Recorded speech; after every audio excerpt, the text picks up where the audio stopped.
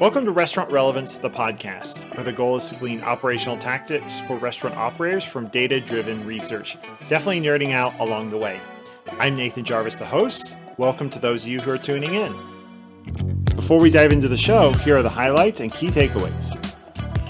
So, to recap, what you found was that consumers can kind of be grouped into these four categories based on whether they are brand loyal in a high way or a low way, and then whether they're loyal to the category of craft, local, artisanal, either in a significant or high way or low way. So that's number one. Number two, that regardless if you are building a brand to have it acquired, or if you in the long term want to acquire another brand, the focus and really the study ought to be on the consumers that are high brand loyal, particularly just brand loyal, because those are the ones that are really there for the brand. And so if you can maintain that brand through the acquisition, you have the greatest likelihood of maintaining kind of this core group of consumers. I guess three would be that being acquired by another local or craft or artisanal company usually means you have a greater chance of maintaining some of your core consumers. Again, assuming that you maintain the levels of quality, etc. And I guess four, I would throw in there a lot. You need to focus on communicating to your consumer group as you're considering and going through the merger process. And then obviously you need to follow through with actually maintaining those quality standards and who the brand is long term. In this episode, we're featuring research published in the International Journal of Contemporary Hospitality Management entitled Consumer Perspectives on Acquisition of Local Artisanal Companies.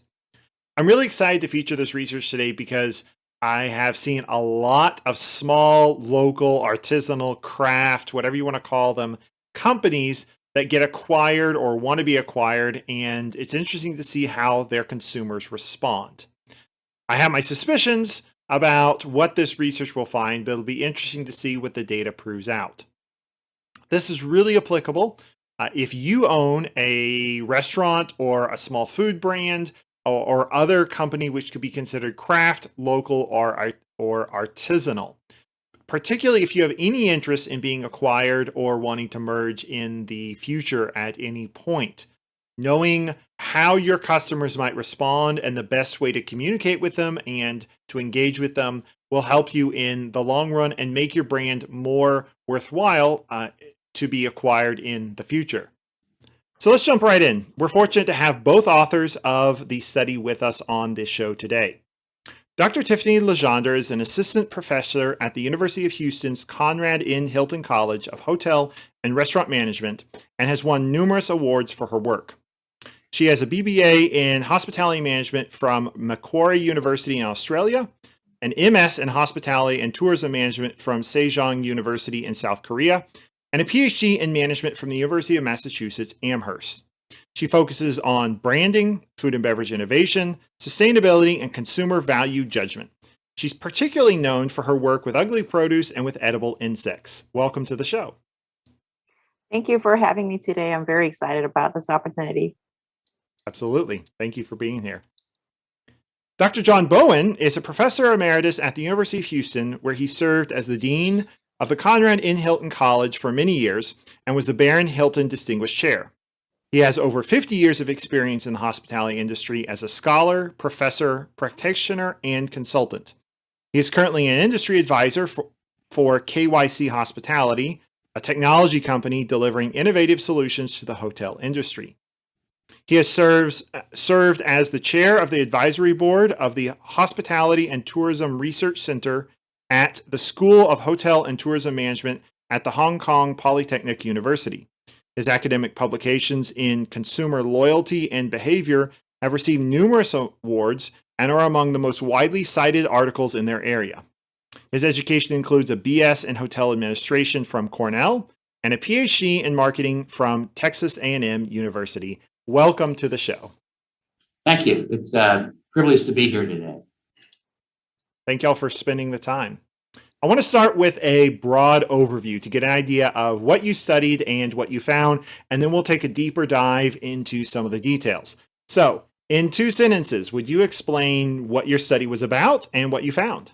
So this study was really about looking at, what's going to happen to, especially local, craft beer companies after merger and acquisition, and especially looking at the angle from consumers. Basically, we found that so not everyone understands that merger and acquisition happened. So, but then the people who learned about it and have faced the news about merger and acquisition, they actually go through different ways to cope with the dilemma that they face. A lot of speculation that's occurring in the marketplace. So what's going to happen afterwards? Are there going to be any changes in terms of product quality? Is the brand is going to be delivering the promises they have made as a local artisanal company, or is that the corporate influence will be there for these companies being acquired? So we'll probably talk about it more in details as we go by. Yeah, and so I'm curious how you got into this research. What's the origin story here? Why did you decide to study craft products, in this case beer, and how their consumers respond to acquisitions? I'll actually leave that story up to Dr. Boyd because that's where we kind of study. I think a lot of it came with when Karbach here was purchased by a macro brewery. And so we started to see things in the paper about how some consumers were upset and sort of the reaction of consumers, and that led to the study. And then I think another factor was just the growth in the popularity of artisan brands, including not only beer, but cheese, chocolates, a wide variety of brands produced by local artisans that seem to be becoming popular. And so part of it then was to look at what might happen when not only craft beer, but when other artisan brands might be purchased by a macro company.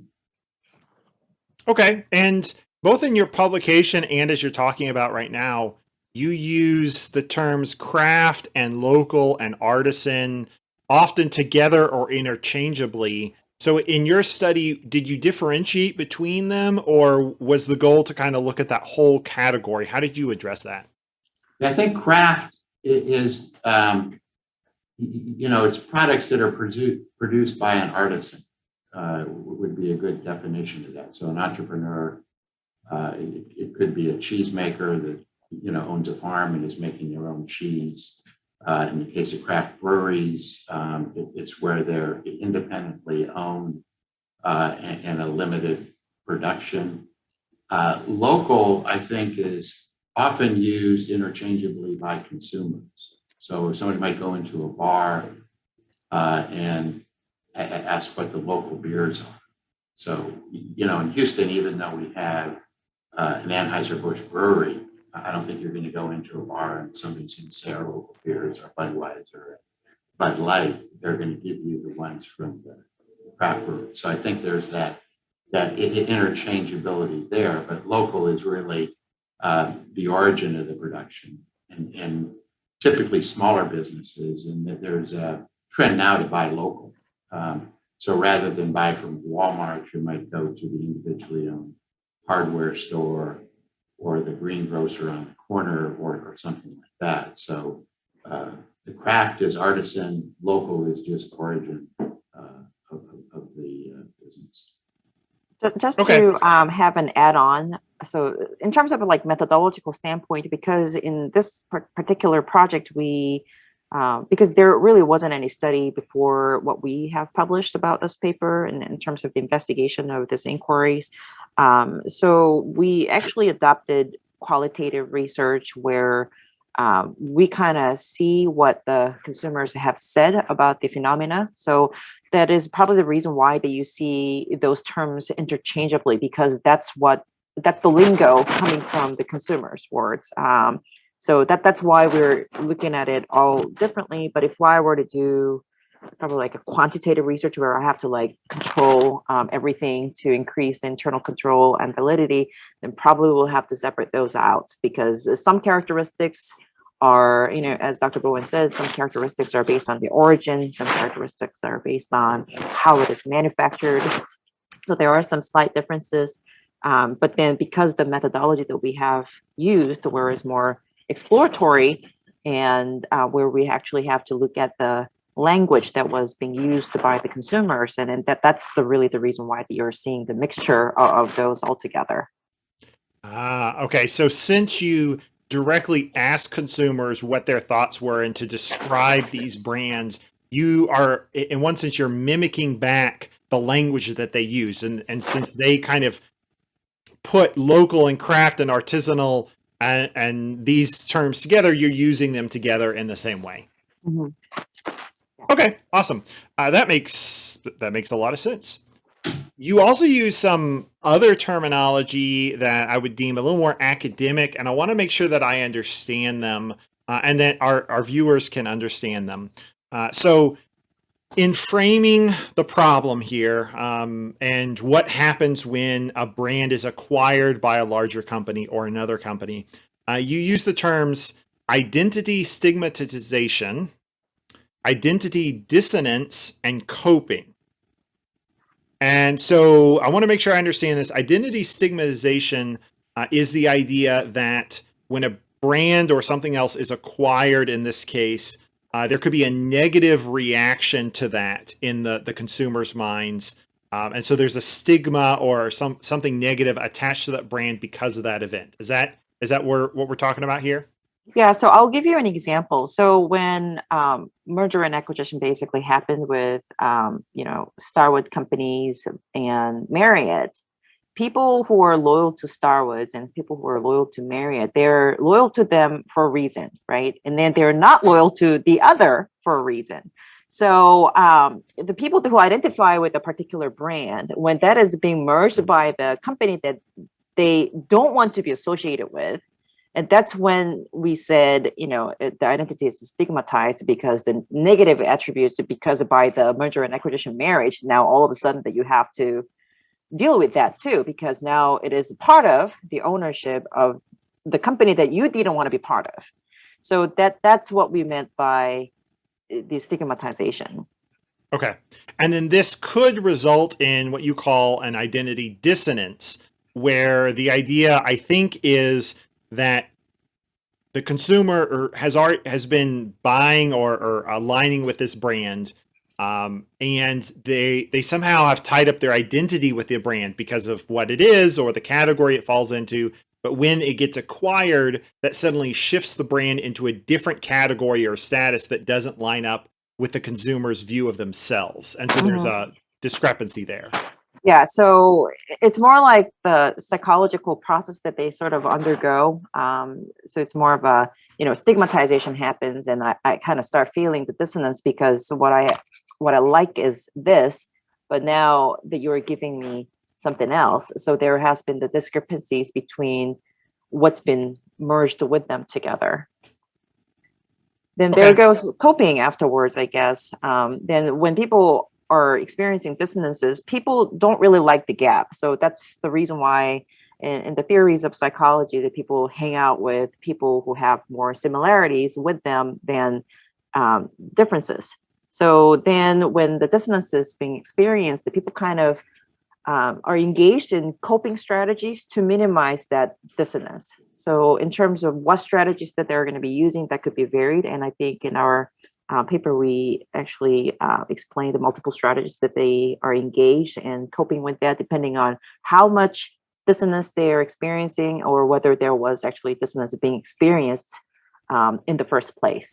Some people, one of the categories that we have proposed in our study, they didn't really feel the dissonance. So for those of them, there's no need for coping because they don't really shift it off to the next phase. Okay. And the idea then, or the implication then is the group of consumers that might identify with or be loyal to a local craft artisanal company could be different than the group of consumers that would identify with or be loyal to a more international or national macro brand. Mm-hmm. Yes.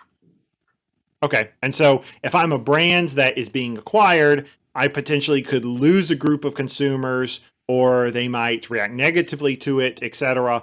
And so I might have to reacquire almost a new group of loyal fans, depending on the situation.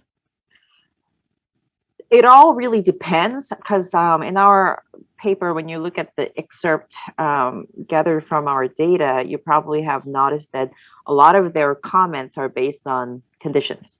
As long as brands remains the same, as long as the taste is the same, as long as, they haven't changed their recipe, as long as they do this, as long as they don't fire their people and start injecting all this new blood into the local economy, as long as you don't take all my money into somewhere else, like outside of my local community. So you see a lot of speculation going on. And I think based on our research, and I think that's the speculation that's coming in place to the consumer market when merger and acquisition happens, because of the differences in company brands and then their identities.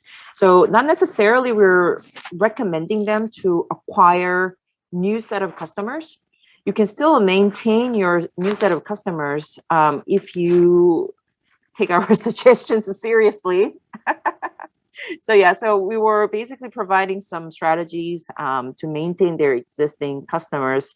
So, I mean, for some customers that didn't like, say, for example, national brand, and then they were really a big fan of their local brewery, and they could be really upset about, the merger and acquisition takes place, but they also understand that it's beneficial for the owners, right? Because it makes them rich. So, and to be very frankly speaking, some of the, startup businesses, sometimes it's their goal to be being acquired, right? Because they want to cash out. So in that case, it's good for them. So there has been a lot of like empathetic gesture as well, because they care about the business so much. So you can definitely utilize, some of those sentiments, and to be more strategic about how they, release the news, how they handle and manage their customer relationships. So those were really our suggestions in this paper. So I think in short, it's how much the identity changes to the consumer. So as Tiffany said, if they go back in, it's the same personnel, the same brewmaster, the same beers, and they've been known for coming out with a unique beer each quarter for that quarter, and that continues, and they have certain local charities they support, if that continues. So there's not a whole lot of change the consumer can be. They're probably going to be able to retain more than if somebody goes in and all of a sudden there's big new construction for new tanks out back, and the brewmaster's gone, and there's more change. So a lot of it is how much of that identity is consistent after the change occurs. Okay. All right. So the start of your study, as we alluded to a little while ago, was you actually asked craft beer consumers to describe for you who a craft beer drinker is and who a macro beer drinker is. That's an interesting approach. I'm curious, why did you go that direction, and what did it tell you about them, or what they thought these drinkers were like? So we basically asked the question because we believe that there is a significant identity differences in between them. People who define them as craft beer drinker, they have a certain stereotypical image about craft beer drinkers. People who are drinking, more about macro beer type of brands, they have certain perspectives about how what kind of consumer said, or the market will be more attired to that segment of the brands. So, but obviously you could see that, there is a significant differences in terms of how they view the consumers of those products. Yeah, I think it really hits at the heart of the brand identity, which again, it was mainly craft beer drinkers that were involved in that sample. And so you could see themselves as less higher educated, white collar. And so again, it gets into that brand identity associated with craft beer, where their perception of people who drink macro beer are working class, think overweight, came in, drink a lot of beer. And so that is an identity that they didn't want to have. So from a marketing perspective and brand identity perspective, I think it was really interesting, the results of that. Yeah. So as I was reading that, what comes to mind is it's interesting to ask people like what they think or what they think they like, or, to describe themselves. But I've also seen instances where sometimes that doesn't always line up with what then actual marketing data, comes out as who they actually are, right? So the difference between what people say about themselves and their actual behaviors.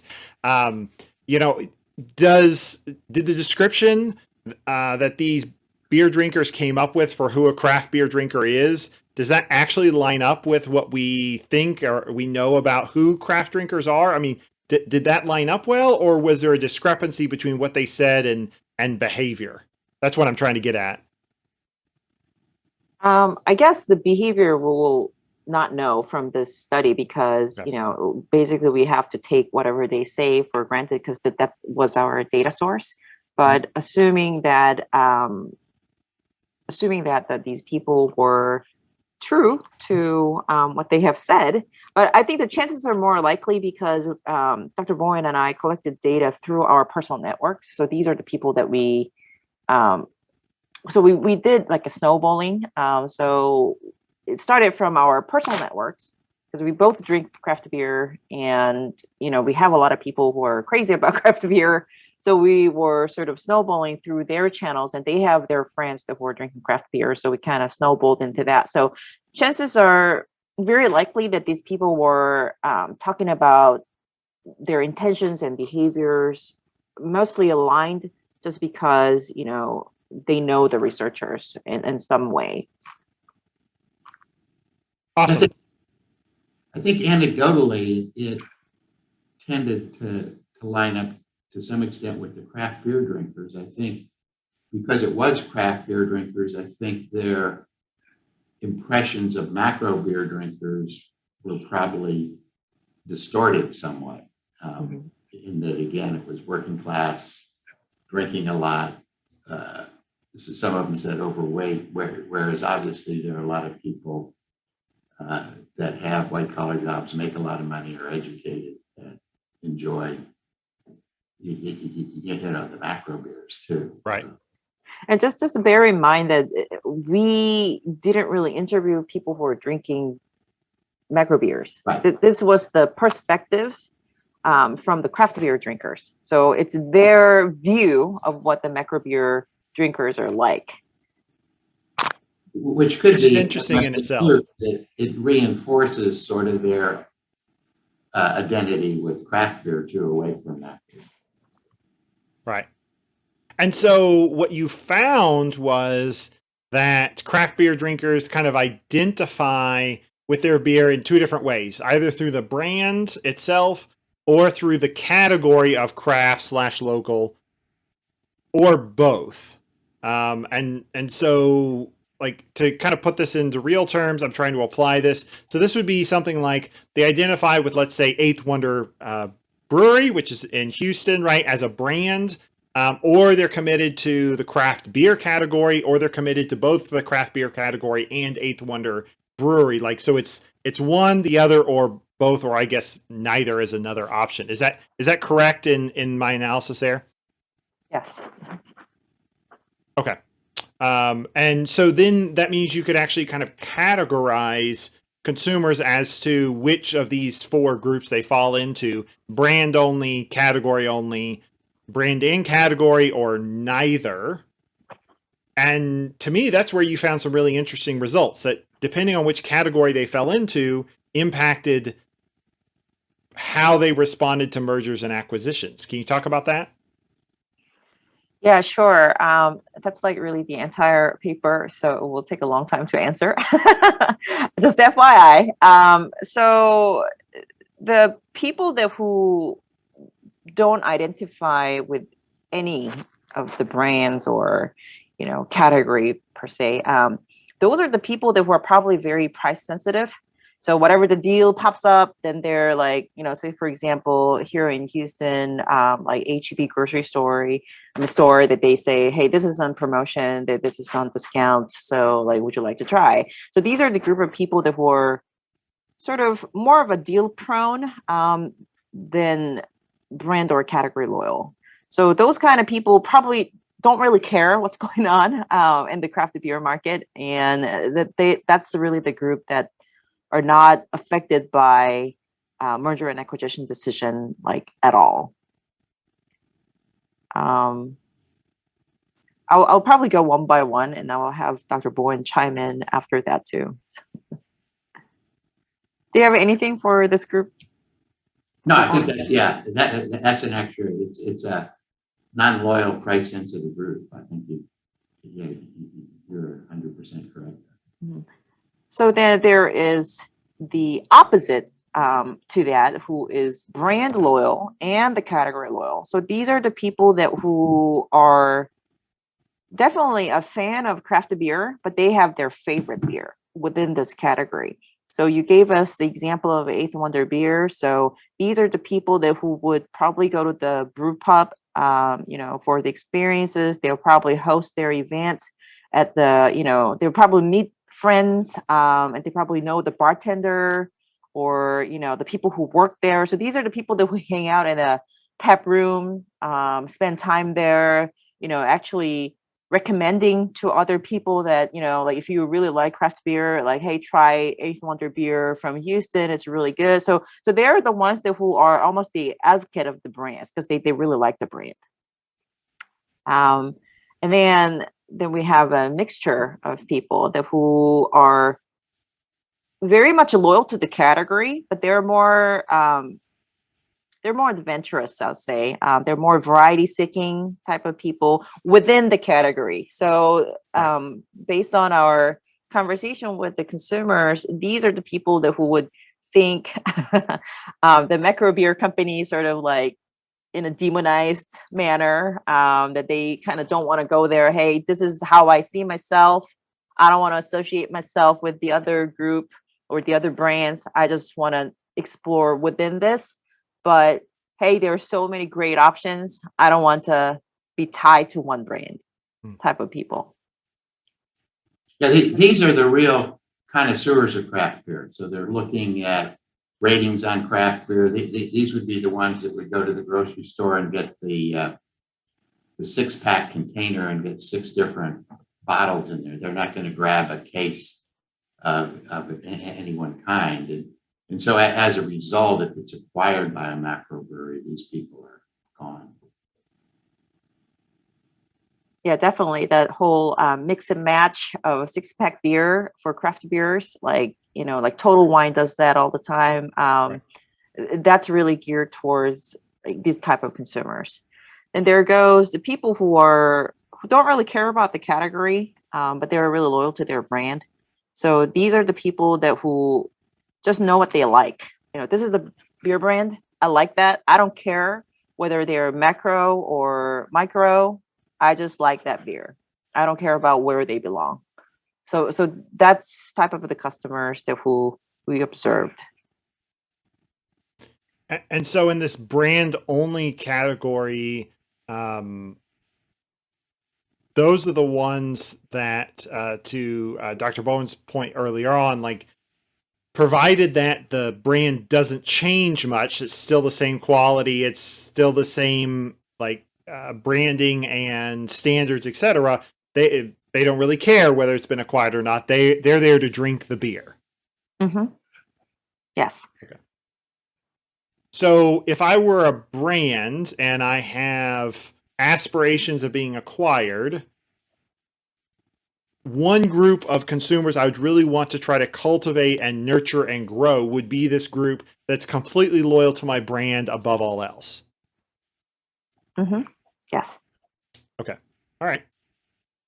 So what about this, the group that is both category and brand loyal? Like it's almost like they've got mixed feelings there. They love a brand, but they also are loyal to the category. How do you reach out to them? And if you're going to be acquired or want to be acquired in the future, like, how do you make that work with that group of consumers? Dr. Brian, do you want to take this question? Yeah, I think there are a couple things going on here. I think if with that group of consumers, I think you just do the normal things to build up the brand. Well, like Okay. Try to keep turnover low, so they go in, they meet the people know their names, the brewmaster, they get tours or they add tours, and so everything again seems to be the same. The brand quality seems to be the same. If you do certain things the brand is known for, like bring out periodic beers, that those tend to be the same. I think, so sort of what you're getting at too is, what do I want to look for when I get acquired? And I think that comes down, and this could be another study too, is what the owner wants. As Tiffany said, a lot of entrepreneurs build businesses to cash out and become rich and move on. So, it comes down to, does the owner, once they're acquired, is that their goal to cash out?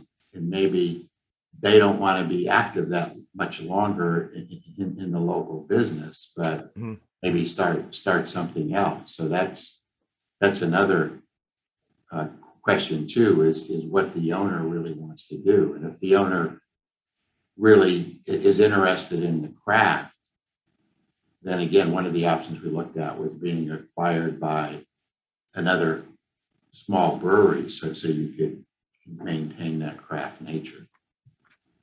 Yeah, so that's what I was where I was going next there was, so does it matter whether you're acquired by a national company or another local company? How does that play out? So we had a follow-up study that kind of looks at the merger and acquisition partners, big versus small, whether that could backfire a little bit less or more. At least based on our results, we have found that if you are a small craft beer company, and if you're merging with the national, or merging or being acquired by the national beer companies, then most likely the dissonance will be greater, because their identities are so different and they're also part of the different categories. So people have a hard time sort of adjusting to that, and then definitely leading to the more negative consumer brand responses. Like some of them might switch it off to different brands, or they might entirely just drop rooting for this particular brand. So potentially there is some loss in terms of consumers. Or even consumer loyalty. But if it were to happen with a similar, craft brewery, so like small breweries are sort of merging with each other, like that was seen as more favorable, because they still, even after merger and acquisition, they're still under the same category. Or, something like maybe Sam Adams. By all means, they're a big company, but but they do a good job that they stay in the craft side, right? Like the small, like craft brewery side, not the macro beer side. So if you are merging with a company like that have that strong category identity, it seems to us that kind of minimizes the negative responses from the consumer side. Okay. And it seems like all of this assumes that consumers actually know that a brand is being acquired or merging, right? So I think even some of your participants mentioned the fact, well, there are brands that get acquired and other consumers don't even know that that happens, right? Mm-hmm. Absolutely.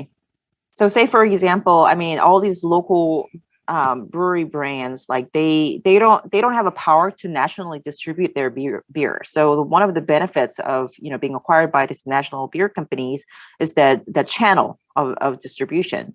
So say for example, you met across Karbach beer in Michigan, say for example, then the consumers probably have never heard of Karbach Brewing Company before, right? Mhm. And because it's unfamiliar and it kind of looks like all the packaging and design kind of looks like craft beer.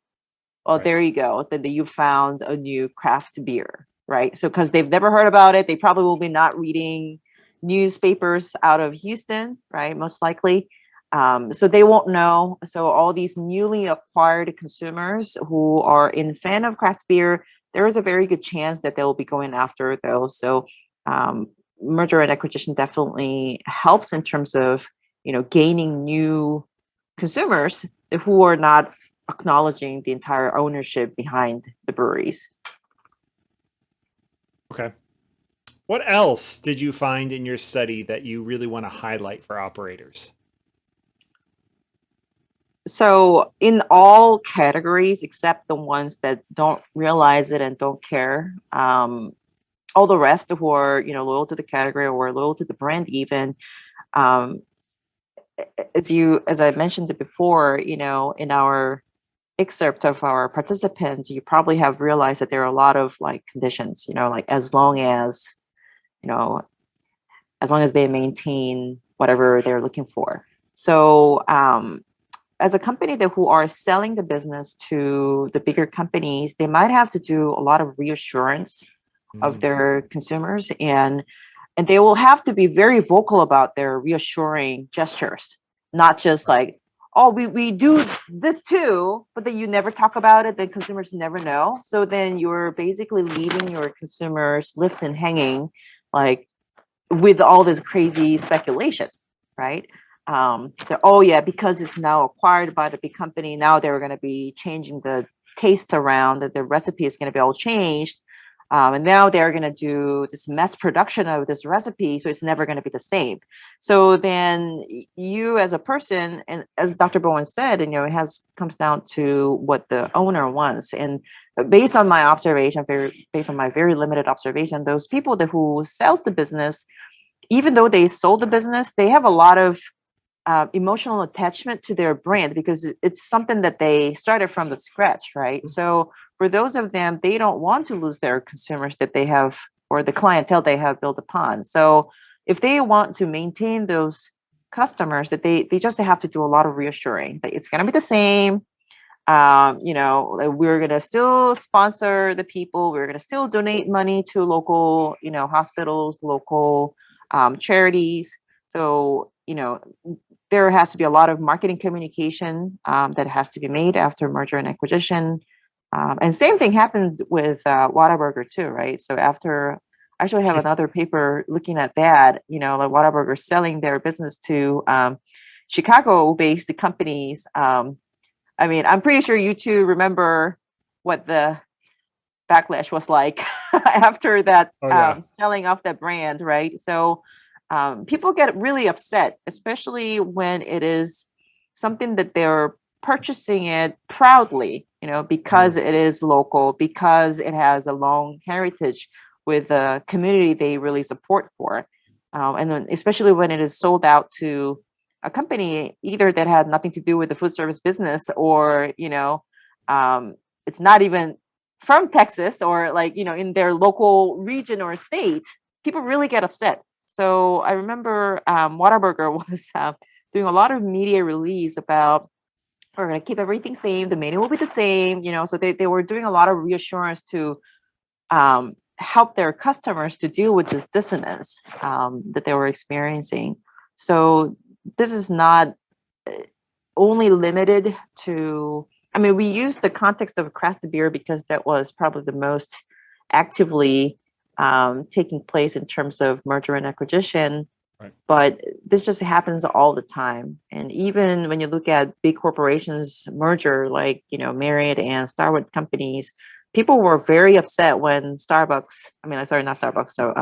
company, um, you know, made this corporate decision. They were extremely upset. And there was another story that they have to, restructure their loyalty program. And then, the delusion of the loyalty points is one company is greater than the other. So definitely, the customers were very upset in terms of handling that too. So our study could be applicable for any fields that are going through merger and acquisition, especially with the ones that have completely different brand identity versus of their own. I think the other thing that's important too, particularly in when you get into hospitality related businesses like a craft brewery, we haven't talked about the employees, but following on what Tiffany said too, is making sure the employees are treated the same. So there's the employees feel good about the merger, and you get the same people there. So when the customers come back, the employees haven't changed, or the employees aren't grumping about the change and they've lost some benefits, or that this is happening and that is happening. So I think that's another aspect of the consistency after the merger as well. So it seems like consumers, and probably in this case also employees, are willing to give an acquiring company a chance. Like it seems like almost exclusively they're willing to see if the new company is going to hold to the same quality, brand identity, etc. They're skeptical, but they will be willing to give you the chance. And so if I'm a small company that wants to be acquired, if I care about the brand, I would want to be very diligent about negotiating how that acquiring company is going to treat my brand and communicate with my consumers then. Yeah, Yes. I think the one exception would be the category loyal, where they tend to be very much anti macro brewery.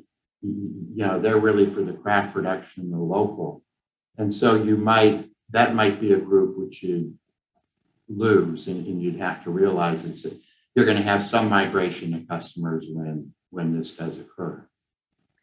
Yeah, so I totally agree with what Dr. Bowen just said. The people who are loyal to craft category, these are the people who deliberately purchase this category of the brands because they don't like the mass production, anti-corporation. They have all this like negative sentiment going towards the big company. So sort of. They're probably the ones who's going to be very ruthless in terms of giving up the brand. It's like, goodbye, you're not part of this family anymore, so I'm moving on. So Cut you off. Yeah, exactly. So these are the most like switching type of people. And one thing about this type of people is that we need to be careful with those people too. There's a very good chance that they might be saying something like, oh, now it's acquired by the big company, so they're going to be definitely changing the recipe. So when you don't make announcements about what's going to happen precisely, and you leave your customers left and hanging, then they're going to be seeing those, because like a lot of the media information is now being generated by fellow consumers, right? Mm-hmm. And then that's being digested as well, regardless of the truth. So if the company doesn't make clear announcements about their directions going forward after merger and acquisition, then consumers looking at those consumer generated content and thinking that, okay, well, now the big company is going to be really influencing the recipe, therefore, like, I'm not going to be loyal to your brand anymore. So the brand has to be very specific about what they will be doing going forward. And instead of leaving it up to them and speculating what's going to happen in the future, it's better to be upfront and proactive about it. Communicate and over communicate. Mm-hmm.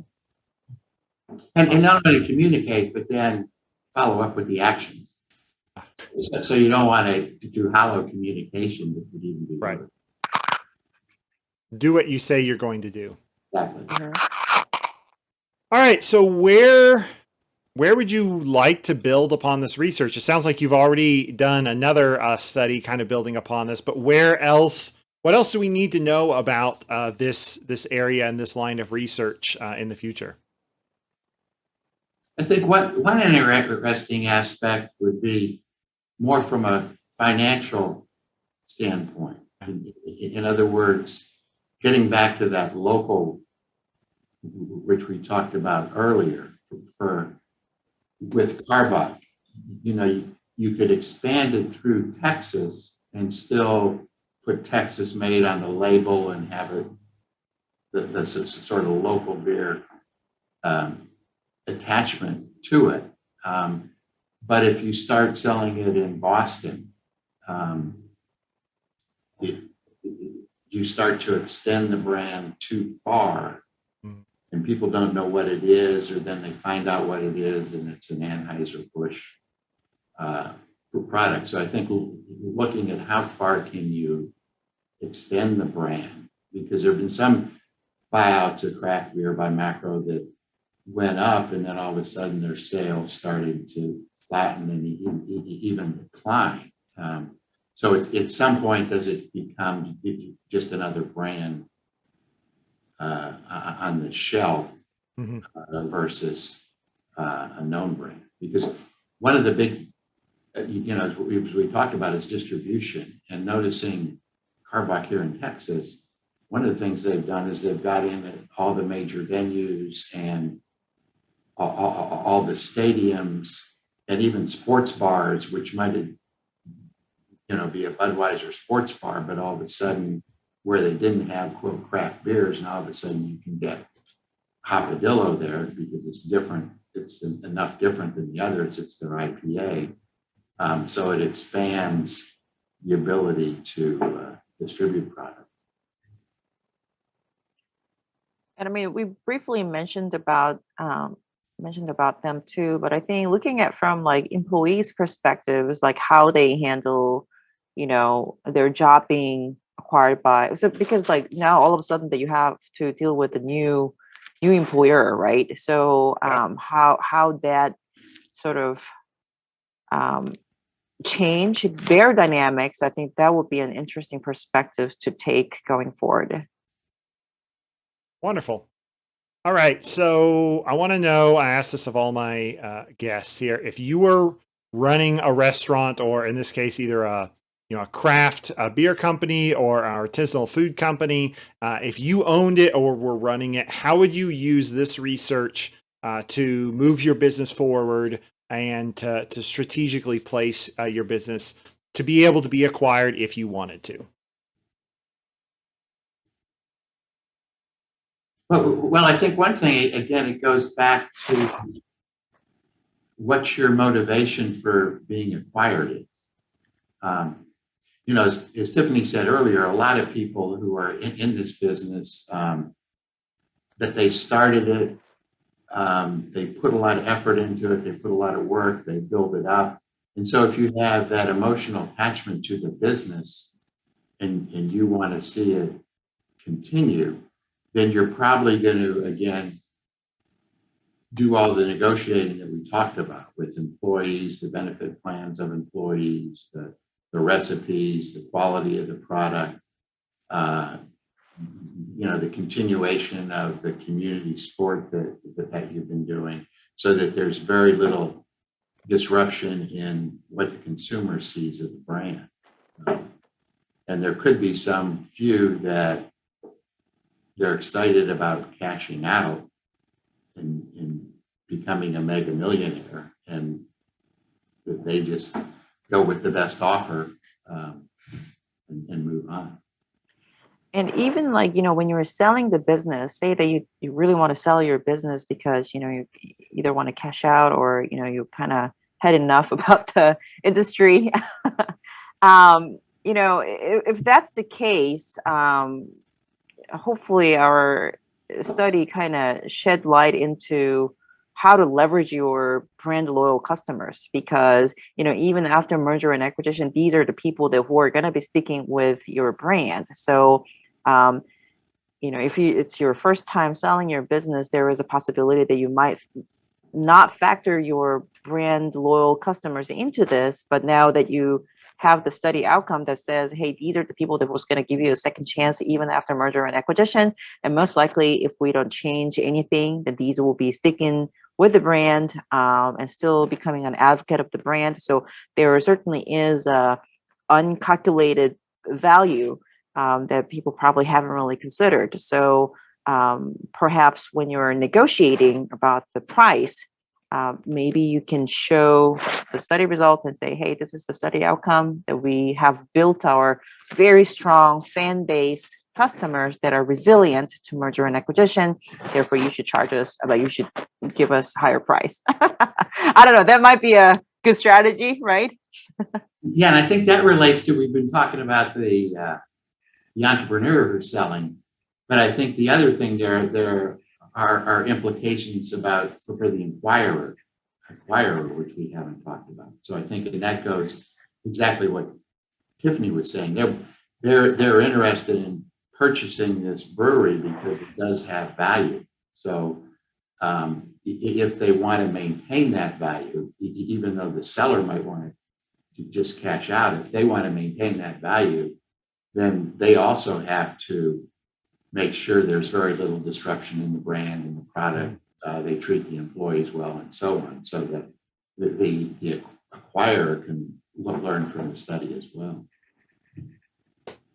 Wonderful. So to recap, what you found was that consumers can kind of be grouped into these 4 categories based on whether they are brand loyal in a high way or a low way, and then whether they're loyal to the category of craft, local, artisanal, either in a significant or high way or low way. So that's number 1. Number 2, that regardless as if you are building a brand to have it acquired, or if you in the long term want to acquire another brand, the focus and really the study ought to be on the consumers that are high brand loyal, particularly just brand loyal, because those are the ones that are really there for the brand. And so if you can maintain that brand through the acquisition, you have the greatest likelihood of maintaining kind of this core group of consumers.